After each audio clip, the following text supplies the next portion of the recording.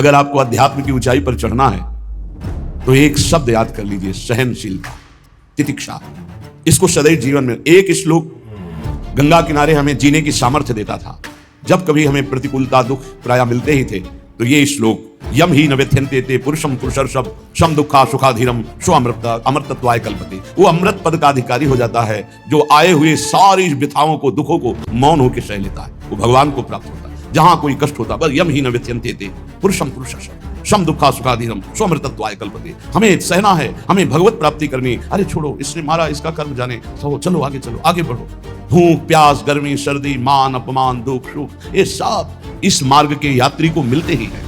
और जो इसको सह गया वो जगत पावन करने वाला महात्मा बन जाता है।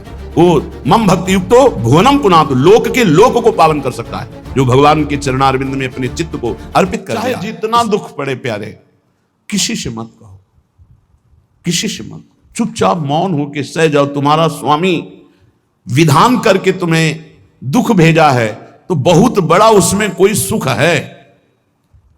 वो मंगल भवन है, तुम्हारा मंगल होने नहीं दे सकता। दिखाई दे सकता है कि अब अमंगल हो गया हमारा, अमुक अमुक अमुक, कुछ नहीं। धैर्य पूर्वक अपने मार्ग में सीधे चलते रहो। उसका विधान आया है, वो दुखद हो या सुखद, सुखद है तो हर्षित मत हो, दुखद है तो शोकित मत हो, आगे बढ़ो। देखो ये अध्यात्म है, ये कमर कस लो कि इस जन्म में मुझे इस भव समुद्र से पार होना ही है। ये जो कमजोर दिल के होते हैं ना, अनुकूलता जहां मिली तो बोले जब से हमने भक्ति शुरू की सब काम चकाचक बन रहे हैं। ये भक्ति का फल नहीं है, भूल मत करना। ये तुम्हारे सुकृत चल रहे हैं इसलिए है। और जिस दिन दुष्कृत का फल आएगा उस दिन भक्ति करते हुए भी कदम रखना मुश्किल हो जाएगा, पग पग पर तुम्हें दुख मिलेगा। इस सिद्धांत को समझ लीजिए तो कभी आप निराश नहीं होंगे, शूरवीर होकर आगे बढ़ते रहेंगे। जो हमारी भक्ति है नई फसल है, और इस फसल की जो आनंद वृत्ति है वो भगवदानंद है, ज्ञानानंद है, अखंडानंद है, प्रेमानंद है। वो ये भोगानंद नहीं है, विषयानंद नहीं कि भगवान की बड़ी कृपा जो चाहो वो भोग मिल गए। ये सुकृतों के फल है। ये सुकृत और दुष्कृत दोनों को यही नष्ट कर दो और निकल चलो भगवान की परम धाम में, जहां नित्य सेवा सुख का आनंद सहचरियां ले रही है। श्रीपाद कह रहे संतर्जयस ताड़यन, कोई मुझे बहुत डांटे भर्त्सना करे और ताड़यन पिटाई भी कर दे, मुझे कुछ कभी शिकायत नहीं करनी प्रभु से। देख रहे हैं ना, वो उन्होंने विधान किया है ना कि इसको पीटो, तो हम चुपचाप पीट लेंगे, किसी से नहीं कहना। रहीमन मन की मन व्यथा रखिए मन में गोए, सुनिठ ले हैं लोग सब बांटने। इसीलिए असंगो हम, असंग किससे कहें अपने दुख सुख की बात। अपना दिल तो दिलवर को दे दिया, जो बीते सो दिल तो उनके पास है, वो तो जाने दुख सुख की बात, हम क्या जाने। हम तो बस आपके हैं। मौन, अपने विषय में न सुख की बात करे न दुख की, मौन। बात करे तो प्रभु की करे, नहीं तो मौन। मान लीजिए अगर ये मौन आप धारण कर लेंगे तो निकल जाएंगे माया से, नहीं तो किसी की निंदा कर देंगे, किसी का ऐसा कटु वचन बोल देंगे, परुख वचन बोल देंगे, भजन छीण हो जाएगा, भजन करने की वृत्ति नष्ट हो जाएगी। सैकड़ों लोगों के प्रश्न है कि पहले भजन अच्छा होता था अब नहीं होता। उसमें दो बातें होती है, एक तो भजन की ऐसी भूख बढ़ गई है कि अब उतने भजन से नहीं और भजन होना चाहिए। ये उत्तम महापुरुषों की कृपा पात्र भक्तों की वृत्ति होती है। और एक होता है कि आपसे वैष्णव अपराध बन गया, कुसंग हो गया, इस कारण से ऐसा। अगर आपके हृदय में कोई दोष वृत्ति नहीं हो, फिर भजन में ऐसा लगता है कि मेरे से बहुत कम भजन होता है, वैसा भजन नहीं होता जैसा होना। ऐसा बड़े बड़े महापुरुषों को भी अनुभव होता है। ये कोई निंदनीय बात नहीं है, वंदनीय बात है।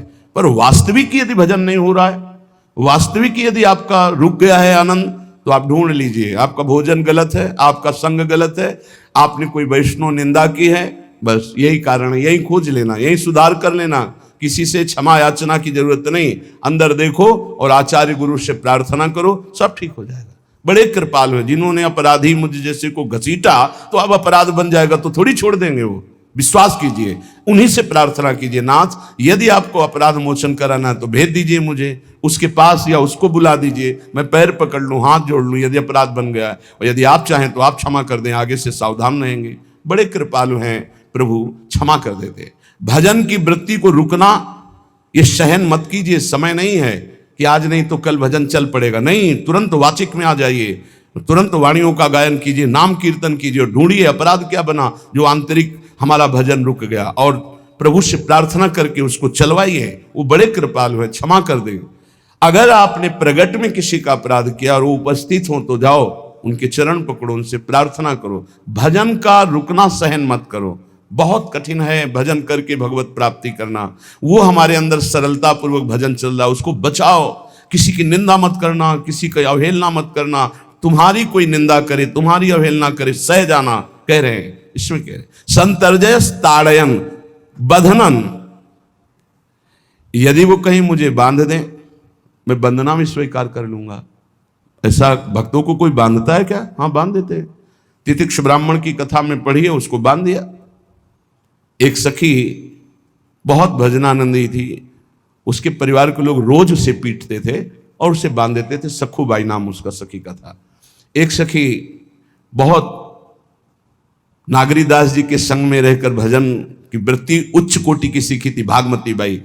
उनके पति ही उनके ऊपर सैया लगाकर नई नवीन रानी के साथ बैठते हुए ऐसा पिटाई करते, इतना कष्ट देते, पर वो उच्च कोटि की ऐसी महान भक्ता, परम सिद्ध बरसाने के जो वास करने वाले अपने नागरीदास जी थे, हरिवंश महाप्रभु के शरणागत, उनके सत्संग से ऐसी उच्च कोटि की दशा प्राप्त हुई, उसे कोई फर्क नहीं पड़ा। उसके कष्ट देने के लिए उसके ऊपर सैया लगाते, राजा थे, और नवीन रानी के साथ उसके ऊपर बैठते, उपद्रव करते, मारते, पीटते, लेकिन वो सम रहती। संतर्जयस ताड़यन बंधनन, शांत। वो देख रहा है, बस तुमको यही सोचना, वो देख रहा है, मेरा स्वामी देख रहा है। वो देखते हुए मौन है ना, वो चाह रहा है ना, तो तेरा किया मीठा लगे। बस बात समझ लो, इतना तो बहुत बड़ी वस्तु प्राप्त होगी, बहुत बड़ी। एक मिट्टी जब कुम्हार को अर्पित हो जाती है तो पीट पीट कर एक छोटा राई भर भी दाना नहीं रहने देता, क्योंकि राई भर भी अगर दाना रहा वहीं से मटकी फूट जाएगी, राई भर भी अहंकार रहा वहीं से भक्ति रस निकल जाएगा। पीट पीट के उसको एकदम बराबर, फिर भी चैन नहीं, जल डाल के रौंदा, फिर भी चैन नहीं, हाथों से मल कर अपने अनुसार बनाया, फिर चाक पे चढ़ाया, जो चाहा आकार दिया, सूर्य के ताप में तपाया, फिर उसको दहकते हुए आवे के बीच में रख के पकाया, फिर उसमें रस रखने लायक क्षमता आ गई उस मिट्टी में। ऐसे ही हम जब संत महापुरुषों को, श्री भगवान को समर्पित होते हैं तो ये सब होगा। रस रखने लायक हृदय तभी होता है जब आवे में तपता है, इसलिए तैयार रहो। तभी नागरीदास जी ने कहा, बड़ो ही कठिन है भजन ढिग डरिबो। एक सूरवीर योद्धा की तरह जैसे उसके अंग घाव से युक्त होते हैं, वो कदम पीछे नहीं आगे ही बढ़ाता है, ऐसे भजनानंदी चाहिए। चाहे मुझे चोर कहा जाए, पतित कहा जाए, गाली दिया जाए, मुझे मारा जाए, बांध लिया जाए, तो भी मैं भगवान पर दोषारोपण नहीं करूंगा। मैं यही निश्चय करूंगा, प्रभु मेरे देख रहे हैं, जोई जोई प्यारो करे सोई मोई भावे, उनका विधान परम मंगलमय है। अंतः क्लेश मतीव दुस्सह तरम प्राप्नोति नाना विधि।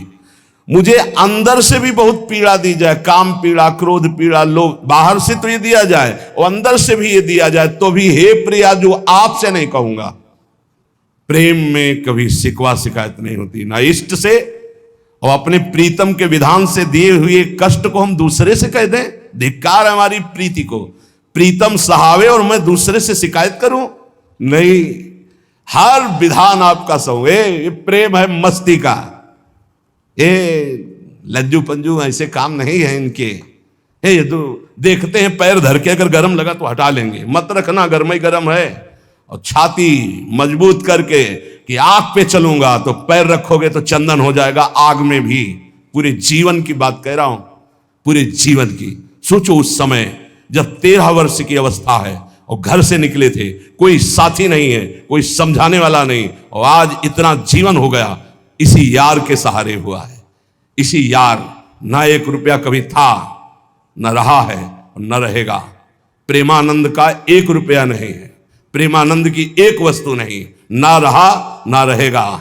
हाँ, प्रेमानंद की सब वस्तुएं हैं, ना होते हुए भी पूरा विश्व मेरा। क्यों? प्रेमानंद भगवान का है, भगवदानंद को प्रेमानंद कहते। वही संपत्ति जीवन भर एक ही साथी रहा है। और हे नाथ, ऐसी कृपा करना, दूसरा साथी बने ना। अब आओ तो मृत्यु रूप में ही आओ और किसी रूप में मत आना।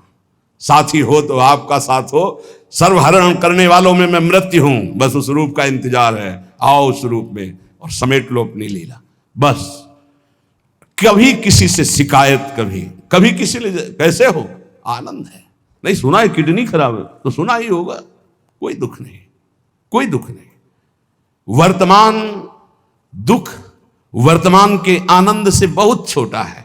क्या दुख है, स्वामी के द्वारा दिया हो। ये आप हमारी प्रार्थना मान लीजिए, इस मार्ग में चलने पर जो दुख मिले कभी किसी से कहना नहीं तो प्रीति में कलंक लग जाएगा, वो तुम्हें प्रभु से हटा देगा।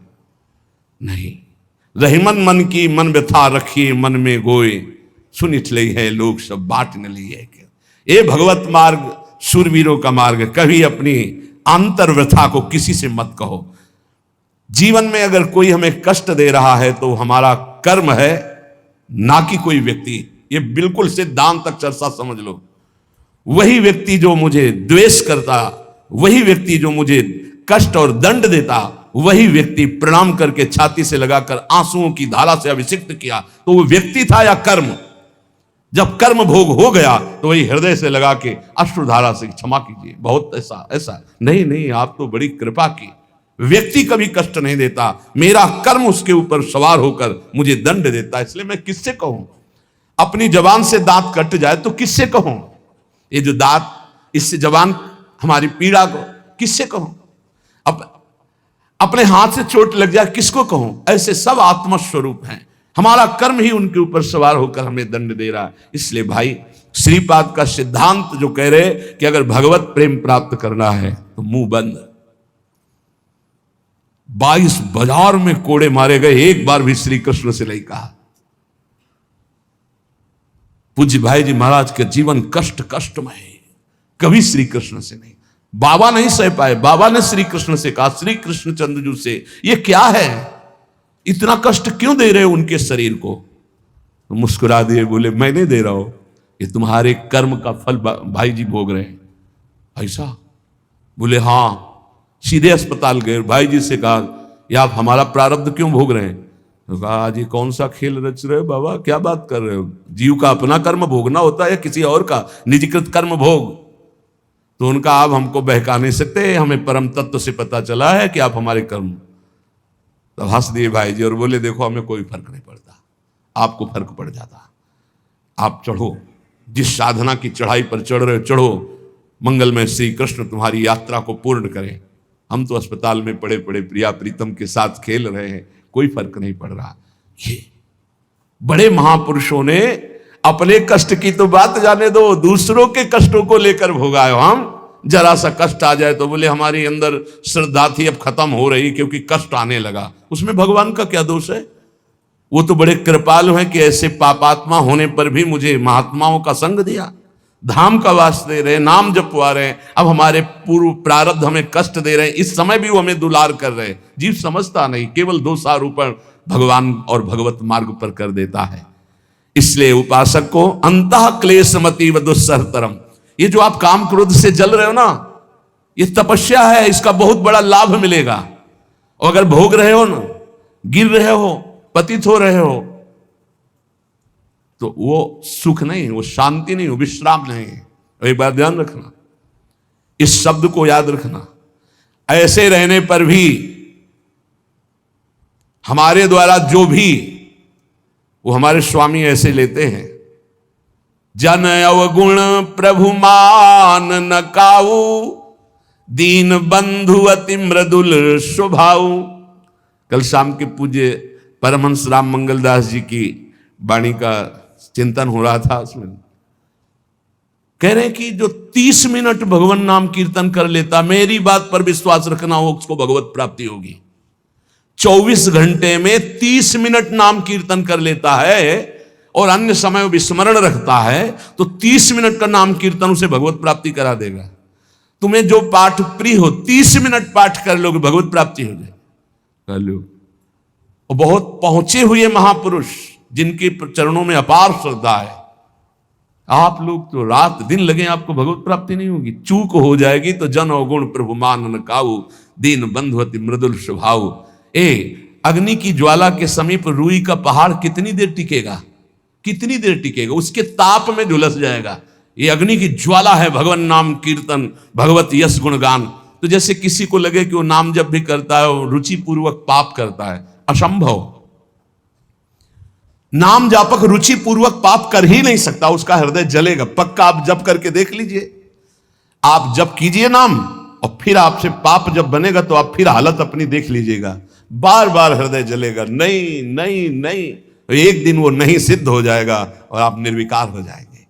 इसलिए अंतः क्लेश, अगर बुद्धि मति वो अति अंदर क्लेश आ रहा है, कभी काम आ रहा है, कभी क्रोध आ रहा है, कभी लोभ आ रहा है, कभी मोह आ रहा है, ये आता रहेगा जब तक भगवत साक्षात्कार नहीं होगा। ऐसा मत समझो कि 2-4 महीने जब करेंगे तो हम सिद्ध हो जाएंगे, ये आता रहेगा। ये बहुत भागवतिक शक्ति से संपन्न है विकार, कोई साधारण नहीं है कि तुम माला जपोगे वो नहीं आएगा। माला जपते समय ही आएगा वो। ये भागवतिक शक्ति से संपन्न, काम क्रोध लोभ मोह तब त्रिभुवन को परास्त कर रहे हैं। ये भगवान के पावर से शक्तिमान है। तुम्हारा अहंकार जब गलित हो जाएगा तो इनका आना ही बंद हो जाएगा। जब तक अहंकार रहेगा तब तक ये आते रहेंगे। तो जो तुम्हारे अंदर जलन हो रही, मत कहो किसी से, सह जाओ, यही तपस्या हो जाएगी, यही भगवान की प्राप्ति का हेतु हो जाएगा। प्रभु के लिए थोड़ा कष्ट सहकर आप आगे बढ़कर देखिए वो कितना आपको प्यार देते हैं। यही कष्ट सहना है, आंतरिक विकारों को सहना, बाहरी प्रहारों को सहना, कभी किसी से ना कहना, ये भक्तों का स्वभाव। मौन, इसीलिए वाणी से मौन, कुछ ना बोलना। हमने एक संत भगवान को देखा, 22-23 वर्ष पहले वृंदावन में कच्चा मार्ग था, एक बोरा रखते थे ऐसे, पागलों जैसा भेष था। तो जब रात्रि के 11 बजे वापस यमुना किनारे से प्रसाद पाके यमुना किनारे गए, यमुना किनारे से जब लौटते थे तो उनको देखते थे अकेले वो बैठे रहते थे। उनकी मुद्रा देख के लगता था भगवदानंद में डूबे हुए हैं। नजदीक बैठे, बोरा उठाया, चल दिया। अमित पीछा छोड़ने वाले थे नहीं पीछे, तो उनका क्या बात है, क्यों पीछे हो? अब संत वेश हमारा भी तो मर्यादा से ही बोलेंगे। वो कुछ नहीं, केवल जानना चाहते हैं आपको। तो कालीदय की इधर एक तमाल का पेड़, जो श्वेत रंग का एक वृक्ष है, उसका मुझे नाम नहीं याद आ रहा, गुलर जैसा, और वो तमाल में लिपटा हो, अब भी है।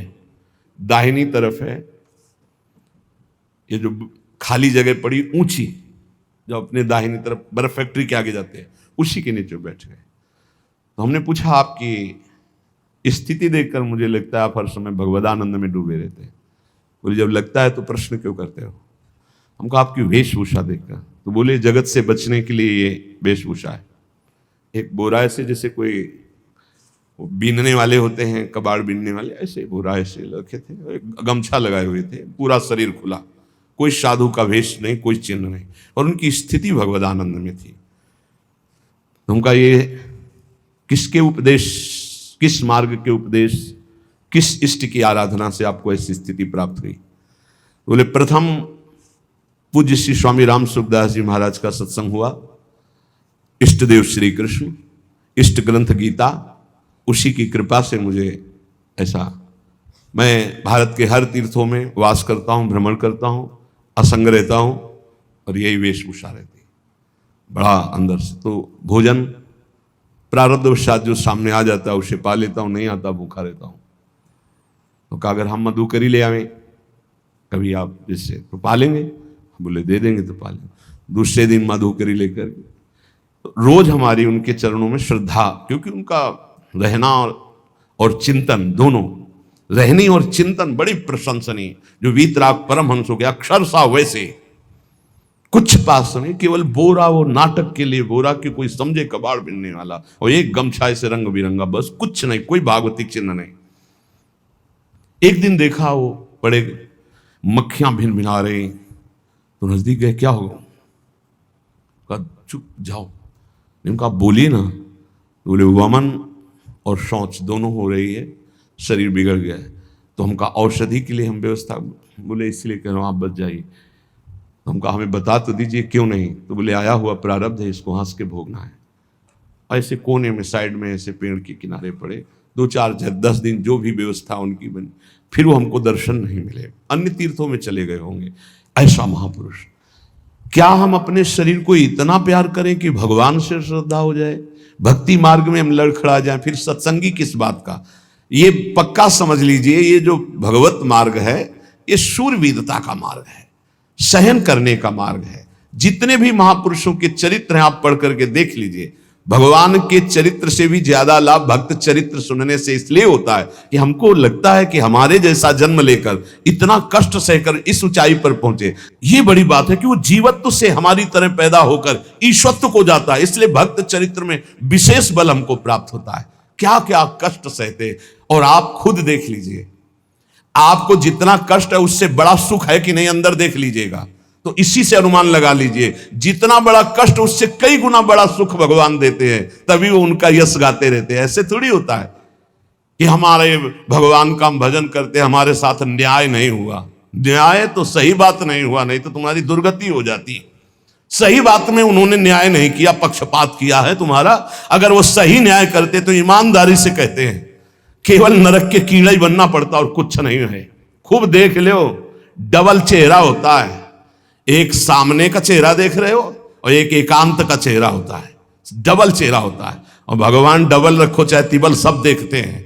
सब हम बैठे हुए देख लो ईमानदारी से वृंदावन की भूमि में, एक चेहरा है जय श्री राधे और एक चेहरा है जो राक्षस है अंदर बैठा।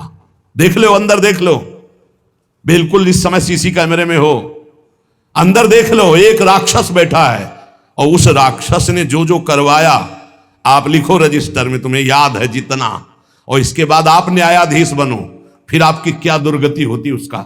इससे ऐसे होता है, हे प्रभु, तभी त्राहिमाम मचता है, तब उनकी कृपा नजर आती है कि बोले भगवान ने न्याय नहीं किया। हम कहते हैं सच्ची बात तुम कह रहे हो प्यारे, न्याय नहीं किया इसीलिए बचे हुए हो। अगर वो न्याय कर देता, पक्षपात न लेता तुम्हारा, तब तुम्हारे होश उड़ते, चाहे जो कोई हो, अपना रजिस्टर जांच के देख लो। इसलिए कहते हैं कि सबकी जीवनी शुक्ल पक्ष की लिखी जाती है, कृष्ण पक्ष की तो केवल उसी की छाती जानती, दूसरा नहीं।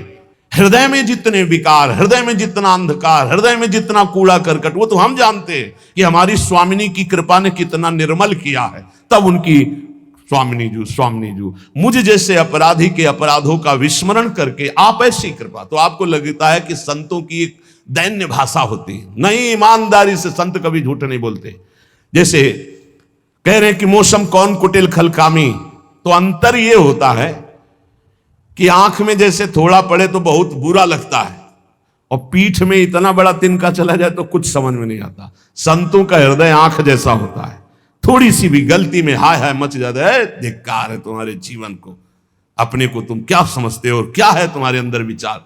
और जो मलिन अंतःकरण वाला था, भारी भारी पाप करके भी उसको पश्चाताप नहीं होता। संत जनों को एक पाप की जरा सी वृत्ति की आभास स्फुरना, वो पूरा पाप नजर आने लगता है उनको, क्योंकि इतना निर्मल हृदय होता है। तो सच्ची कहते हैं कि जैसे घोड़ों की लगाम पकड़े हुए श्री कृष्ण अर्जुन की बैठे हैं, ऐसे अपने भक्तों की लगाम पकड़कर बैठ जाते हैं, तो यात्रा अध्यात्म की ऊंचाई की चलती, किसी की सामर्थ्य नहीं। इसलिए सब भक्त ऐसे तो आपको मिलेंगे। जहां सामर्थ्य की बात है वहां केवल श्री भगवान की कृपा है। इसलिए बाहर की पीड़ा और अंतर की पीड़ा अपने प्रीतम के द्वारा दी हुई मानकर सह जाओ, तो आगे प्रीतम तुम्हारा स्वागत करने के लिए खड़े, पक्का समझ लेना, पक्का। और वो देंगे ये पीड़ा, क्यों देंगे? इसी पीड़ा में पता चलता है कि तुम्हारे मन की सुई किधर जा रही। प्रताप राय जी महाभागवत थे, बड़ा चरित्र है। उनके यहां एक व्यापार चलता था कुल परंपरा से कि आपको अगर रुपए की जरूरत है तो आप अपना स्वर्ण आभूषण या कुछ रख जाइए गिरवी और रुपया ले जाइए, और ब्याज से तो रुपया दे जाइए, अपने मूल गिरवी ले जाइए जो रख के गए हो। ये उनकी कुल परंपरा से चल, तो उसी के आधार पर वो कुल परंपरागत कर्म कर रहे थे। निरंतर नाम जब भगवत आराधन में मगन। अब नाम जब भगवत आराधना और ईमानदारी से कार्य, तो बड़ा सब खूब धन संपत्ति, बहुत आनंद, और भक्तजनों के खूब भोजन होते, भंडारे होते। तो जो चिढ़ने वाले जलने वाले लोग हैं वो जलते थे कि करता तो ये कुछ है नहीं, खूब जय जय मच रही है चारों तरफ, इसको नष्ट किया जाए। ये किसने बीज बोया? अरे बोले दुष्ट स्वभाव ने। नहीं नहीं नहीं नहीं, भगवान ने। किनको हुस्काया? डंडे को। क्यों? अब झंडा फहराओ, मेरे भक्त के यश का। उनके हृदय में जलन हुई। वहां का काजी और मिल गए 3 लोग और उन्होंने कहा कि इसको नष्ट किया जाए। बोले बस आप सहयोग दो, नष्ट तो पक्का। बोले कैसे? बोले प्लान तो सब हमारा बन गया है। अब झोली में कंकड़ भरे। और प्रताप राय जी, बेटी का ब्याह है, 10,000 मुद्रा चाहिए। बोले गिरवी? बोले ये है, स्वर्ण मुद्राएं। अब वो इतने ईमानदार, विश्वास, बोले बॉक्स रखा रहता है, उसी में रख दो, दस्तखत करो, 10,000 रुपये लो, ब्याज से दे जाना, अपना ले जाना। थोड़ी देर बाद दूसरा आया ऐसे, फिर तीसरा आया, वो तो उनका व्यापारी था। 5 दिन बाद वापस आया और काम बन गया, ब्याज सहित ये रुपये लो, हमारा आभूषण वापस करो। बोले जहां रख गए थे वैसे उठा लो। बाक्स से उठाया ऐसे, अरे देखो कितना नाटक करता है, माला जपता है, भगत बनता है, हमारे स्वर्ण आभूषण हटाकर कंकड़ पत्थर भर दिए। अब लोग तो आश्चर्यचकित हो रहे थे कि ये भगत जी तो ऐसे है नहीं। इतने में दूसरा आया, उसने भी वही नाटक शुरू। तीसरा आया, उस अब तो पक्का हो गया कि पाखंड करता है। लोगों की श्रद्धा को कपूर कहा गया है। कपूर ऐसे बाहर रखो ना तो उड़ जाता है ना, ऐसे ही श्रद्धा है। अगर उसको आप मजबूती, विश्वास की मजबूती में नहीं रखोगे तो श्रद्धा उड़ जाएगी। अब तो सब कहने लगे कि प्रताप राय तो बहुत ही पाखंडी निकला। अब हाहाकार मच गया। इसके बाद काजी, वो तो सब मिले हुए थे, काजी ने बादशाह के सामने बात पेश की। काजी के इशारे से बादशाह ने हुक्म दिया इनको बंदी बना लिया जाए, सारी संपत्ति जब्त कर ली जाए। अब राज सैनिक बंदी बना लिए प्रताप राय जी को, सारी संपत्ति जब्त होने लगी। तो उन्होंने अपनी पत्नी से इशारे से कहा, ठाकुर जी लो और भाग जाओ अपने मायके, ठाकुर जी को बचाओ। ऐसी स्थिति में याद क्या है? ठाकुर जी को बचाओ, उनका भोग राग चलता रहेगा, हम तो जेल में कष्ट भोग लेंगे। ऐसा ही हुआ। वो पीछे की खिड़की से अपने ठाकुर जी को लेके सब तहस नहस हो गया। म्लेच्छ सेना साहब नष्ट भ्रष्ट कर दिया, बंदी बनाया, उनको ले गए, जेल में डाल दिया। कुछ लोगों ने कहा कि महाराज अभी ठाकुर जी अष्ट धातु के हैं, बहुत महंगे हैं, उनकी पत्नी इसीलिए लेके भाग गई है। मायके से पत्नी को भी बंदी बनाया, ठाकुर जी को भी संपत्ति के रूप में जब्त किया, और जहां संपत्ति थी वहां गोदाम में ठाकुर जी को ऐसे जिससे संपत्ति डाल दी वैसे डाल दी। जब पत्नी नजदीक हथकड़ी बेड़ियों के सहित, और वो तब एकांत जब हुए तो उनका, प्रभु आज तक मैंने कभी आपसे मांगा नहीं और कोई शिकायत नहीं की, बस एक कष्ट है इस समय कि आपको गोदाम में डाल दिया गया है। हम प्राणों से अधिक आपको प्यार करते हैं और आपको भोग नहीं लगेगा, आपकी सेवा नहीं होगी, ये हम बर्दाश्त नहीं करेंगे। प्रभु कुछ उपाय करो जिससे आपकी सेवा, अगर हमें ये पता भी चल जाएगा कि आपको भोग लग रहा है तो आजीवन हम पति पत्नी को जेल में रखो, मुझे कोई कष्ट नहीं। प्रभु ये सब कुछ हुआ, मुझे कोई कष्ट नहीं, आपको भोग नहीं लगेगा, इस बात से मैं जीवित नहीं रह पाऊंगा। भगवान देर थोड़ी लगी युगल सरकार गलबैया दिए हुए, इस स्थिति में भी तुम्हें मेरी चिंता है? तुम्हें अपने अपमान की, अपनी संपत्ति जब्त की, अपने जेल की दुख की कोई चिंता नहीं, मेरी चिंता है। वही साक्षात्कार हुआ। अब तत्काल, अब वो तो चाबी बदलने वाले हैं ना, ज्ञानी मूढ़ न कोय, जस जय का रघुपति करे तस ताही क्षण होए, बोले भियस महेश तब ज्ञानी मूढ़ न कोय। उस वहां का जमींदार जो था उसने कहा ऐसा हो ही नहीं सकता, यह सब गलत है, पाखंड रचा गया है प्रताप राय जी के प्रति। बादशाह के सामने विरोध प्रकट कर दिया, नहीं सही जानकारी जांच हो। बादशाह ने उन तीनों को बुलाया और कहा फांसी पे चढ़ा देंगे यदि सही नहीं बोलोगे। सही सही बोल दिया कि उसमें हम सोना तो रखा ही नहीं था, कंकड़ रखे थे। काजी की ये सब बात थी। काजी को दंड दिया गया, तीनों को बंदी बना लिया गया, प्रताप राय जी को पूरा नुकसान सहित सब अर्थ दिया गया और बड़ा सम्मान किया गया। फिर जीवन, ये घटनाएं भक्तों के जीवन में आती है किस लिए? भगवत साक्षात्कार कराने। भगवत साक्षात्कार जेल में प्रताप राय और उनकी पत्नी को हुआ। इसलिए उपासक को कितनी भी परिस्थिति कष्ट की आवे, वो तुम्हारे आनंद का वर्धन करने वाले बनेगी, विश्वास रख लीजिए। बस किसी से सहयोग मत मांगना और किसी को अपनी बात मत कहना। प्रताप राय जी ने किसी से भी नहीं कहा, कुछ भी नहीं बोले, केवल प्रभु से कहा कि आपकी सेवा अगर हमको कान में सुनने को मिल जाएगी कि आपका भोग लग रहा है तो मुझे कोई कष्ट नहीं होगा, लेकिन ये मैं नहीं सह पाऊंगा कि आप गोदाम में से, क्योंकि मैं जीवन भर आपको दुलार करता रहा हूं प्रभु। अब वही भगवत साक्षात। तुम्हारी सुई कहां जाती मन की? कष्ट की स्थिति में कोई मित्र, कोई रिश्ते नातेदार, कोई पावर काम आता है या भगवान की तरफ जा। अगर भगवान की तरफ तो जीत गए, और अगर संसार की तरफ ऐसे भी मिलने, आप बिल्कुल फोन कर देना, हम तुम्हें अमर कर देंगे, नहीं फाड़ के फोन नंबर फेंक देना कि हम रखेंगे भी नहीं ऐसा नंबर। जब कोई नंबर नहीं होता तब हरि का नंबर लगता है। जिसके पास किसी का फोन नंबर नहीं होता उसका हरि का नंबर लगता है। ध्यान दे दो, कलयुग है इसीलिए सबके पास नंबर भेज दिया है। सबके पास नंबर है क्योंकि हरि से फोन नहीं कर सकते। हरि का फोन जानते हो कैसा होता है? जब आर्थ होकर अनाथ भाव से असरण कोई नहीं मेरा, तब हा नाथ, वो फोन नंबर भाव से मुझको पुकारे तो भाव से बेड़ा पार है। भाव पूरित टेर ही करती मुझे लाचार है। भाव बिना भगवान आवाजें नहीं सुनते। भाव सुनी पुकार भगवान नहीं सुनते। भाव कब आता है? बाजार में थोड़ी मिलता है। किसी से हमारा संबंध नहीं। ये जीतना है तो ये बातें पकड़ लो सत्संग की। कोई विपत्ति दुख आने पर अगर किसी का नंबर आपको याद आवे कि अगर हमें विपत्ति आएगी तो कौन सा नंबर याद आएगा? बोले अमुक का, उसको डिलीट कर दो। नहीं, अमुक का नंबर नहीं रखेंगे हम, श्री जी का। श्री जी का नंबर क्या है बताया तुम्हें? क्या है? बस कोई नंबर नहीं तो श्री जी का नंबर। हे लाडली, हे प्रिया जी, कोई है ही नहीं। अब अपना कोई है ही नहीं तो कौन है? सच्ची बताते हैं, एकदम नंबर 1 घंटी में फोन उठा लिया जाता है। 1 घंटी। गजेंद्र ने जब देखा कि कोई मेरा सहयोगी नहीं, री नहीं पहुंच पाया, काम हो गया। हरि पूरा नहीं कर पाए, काम हो गए। गोविंद यही प्रकट हो गए, वस्त्रावतार। ये नंबर है हरि का। जब तक पांडवों की तरफ, भीष्म की तरफ नंबर नहीं लगा, दांत तक पकड़ा नंबर नहीं लगा, और जब छोड़ दिया कहा गोविंद, बस नंबर लग गया। ये है भगवान को पुकारना, ये है भगवान तक आवाज पहुंचाना। कोई हमारा नहीं, यही तो हमारी साधना है। और यहां मार नंबर लिखे चले जा रहे हैं, व्यवहार बनाए चले जा रहे हैं, डायरी बनाए चले जा रहे हैं। इतने नंबर, अरे सब क्या करोगे? ये सब नरक पहुंचाएंगे नंबर। एक केवल हो हरि शरणम, बस सब काम बन जाएंगे। बोले नहीं, सहयोग होता है। इससे क्या सहयोग होता है? अगर बात बिगड़ जाए तो अंग रक्षक ही सूट कर देता है। और कौन? अंग रक्षक ही सूट कर देता है। अगर वो चाबी बदल जाए ना तो रक्षक ही भक्षक बन जाता है। किससे रक्षा चाहते हो?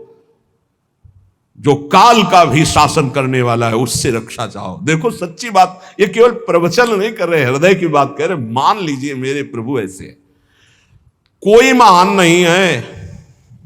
वो जिसको महान करते हैं वही महान हो जाता है प्यारे। ऐसे हाथ हटा ले तो सब हान ही हान है, कोई महान ही नहीं है। महान नहीं, वो हटा ले तो बस उन्हीं से महान है। ये सच्ची कहते हैं, उन्हीं से बहाल है। दबी बात खुल जाए तो असलियत समझ में आ जाए। और वो जानते हैं, और वो जानते हुए हमें नमस्कार करवा रहे, प्रणाम करवा रहे, भोजन दिला। अरे जय बोलो उनकी। हमारे साथ भगवान ने क्या किया? अरे तुमने भगवान के साथ क्या किया? कितनी कृपा की भगवान ने। इतने अपराध का दंड जानते क्या होता है? पूरा जीवन बर्बाद हो जाए। और यहां पूरे जीवन अपराध कर रहे हैं, जीवन आबाद किए हुए हैं ऐसे प्रभु के प्रति। ये हम इसलिए कह रहे हैं, जो कहते हैं ना हमारी भगवान पर श्रद्धा नहीं रहेगी तो तुम्हारे ऊपर हमारी श्रद्धा नहीं रहेगी। देखो ना कहां श्रद्धा लायक हो तुम, क्या हो तुम। ये हम असलियत कह रहे हैं। ऊपर से चिकना चुपड़ा, अंदर से सब गंदा होता है। भगवान बचावे, नहीं तो मना खष्टान इंद्रियाणी प्रकृति स्थान कर सती। दुर्गति वाले काम होते हैं, दुर्गति वाले।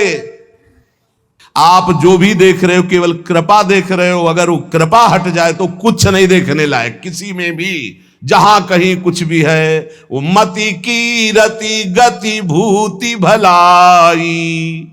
जब जेहि जतन जहां जेहि पाई, सो जानो सत्संग प्रभाव। लो कहूं वेद न आन उपाऊ। इसलिए हम कहते हैं ये मत कहो मुझे भगवान पे श्रद्धा नहीं रह गई। भगवान की इतनी कृपा है, हम कैसे तुम्हें बताएं। कृपा ही कृपा है कि वो न्याय ठीक से नहीं करते। किनके साथ? एक बार जो कह दे राधा, एक बार हरि, एक बार कृष्ण, तो पक्षपात ले लेते हैं। अगर पक्षपात ना लेते, ठीक से न्याय करते तो करोड़ों कल्प रो नरक मिलता, फिर भी उद्धार नहीं होता। ऐसे आचरण सबके अंदर है, देख लो। 15 मिनट के अपराध से जीवन भर आपको भारत की जेल में सड़ना पड़ेगा। वो ऐसे कितने अपराध हैं उनका जिनको तुम इस कानून से अनुमान लगा सकते हो। वैसे कितने अपराध किए, लेकिन स्वामी ने कभी एक चाटा नहीं लगने दिया और निकाल करके आपको परम पद की तरफ ले जा रहे। कृपा नहीं दिखाई दे रही? तुम सत्संग, नाम जप, भगवत यश गायन, भगवत लीला, भगवत धाम, ये तुम्हारी साधना का फल है क्या? ये कृपा का फल है। तुम अपने को देखो और कृपा को देखो तो यही बलिहारी जाएगी कि जास कृपा नहीं कृपा आघाती। जिनकी कृपा कृपा करने से आघाती ही नहीं है। इसलिए अंतः क्लेशमतीव दुस्सहतरम प्राप्नोति नाना विधि, नाना विधान से यदि अंतर बाहर कष्ट मिले तो चुपचाप सह जाना, राधा राधा राधा। आगे बढ़ोगे तो भगवत प्राप्ति हो जाएगी।